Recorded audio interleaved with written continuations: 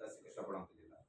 ಬೆಳವಣಿಗೆ ಮಾಡಬೇಕು, ಅದು ಹಸುಗಳ ಕರುಗಳನ್ನು ಬೆಳೆಬೇಕು, ಮಾರ್ಕೆಟಲ್ಲಿ ಸೇಲ್ ಮಾಡಬೇಕು. ಇಲ್ಲಾಂದರೆ ಅದೇ ತಳಿ ಅಭಿವೃದ್ಧಿ ಮಾಡಬೇಕು, ನಾವು ಮಿಲ್ಕಿಂಗ್ ಯೂಸ್ ಮಾಡಬೇಕು.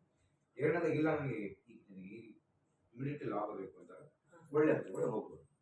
ಒಳ್ಳೆ ಬ್ರೀಡ್ ಹಸುಗಳು ತೊಗೊಂಡಾಗ ನೀವೇನಾಗುತ್ತೆ, ನಿಮಗೆ ಇವತ್ತು ಇಲ್ಲಿಂದ ಲೋಕಲ್ ಹಸುಗಳು 3 ತಿಂಗಳು ಹಾಲು ಬಿಡುತ್ತೆ. 3 ತಿಂಗಳ ನಂತರ ಹಾಲು ಸ್ಟಾಪ್ ಮಾಡ್ಕೊಂಡು, ಯಾಕಂದರೆ 50% ಡೌನ್ ಆಗಬೇಕು.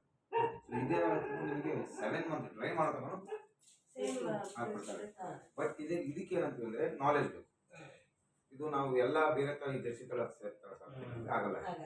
ಇದಕ್ಕೆ ಏನಂದ್ರೆ ಪ್ರಾಪರ್ ನಾಲೆಜ್ ಯಾರಪ್ಪ ಅಂದರೆ ಏನಾದರೂ ಜ್ವರ ಬಂದ್ಬಿಡ್ತು, ಏನಾಯ್ತು ಅದಕ್ಕೆ ಏನು ಮೆಡಿಸಿನ್ ಮಾಡಬೇಕು, ಮತ್ತು ಡಾಕ್ಟ್ರಿಗೆ ಜಾಸ್ತಿ ಕಾಯಕ್ಕೆ ಹೋಗ್ಬಾರ್ದು. ಸೊ ನನಗೆ ಒಂದು ಅಥವಾ 2 ತಿಂಗಳಲ್ಲಿ ಒಂದು ಹಸುಗಳಲ್ಲಿ ಒಂದೇ ಹಸು 2 ಹಸು ಮಾಹಿತಿ ಪಡ್ಕೊಂಡು ಎಕ್ಸ್ಪೀರಿಯನ್ಸ್ 2-3 ಮಂತ್ 4 ಮಂತಲ್ಲಿ ನಿಮ್ಗೆ ಎಕ್ಸ್ಪೀರಿಯನ್ಸ್ ಎಷ್ಟು 90% ಎಕ್ಸ್ಪೀರಿಯನ್ಸ್ ಸಿಗುತ್ತೆ. 1-2 ಹಸು ಮಾಡ್ಕೋಬೋದು, 1 ಮಾಡ್ಕೋಬೋದು, 2 ಮಾಡ್ಕೋಬೋದು. ಸೊ ಯಾಕಂದರೆ ಹಲೋ ನಾನು ಅಲ್ಲಿಗೆ ಬೇಗ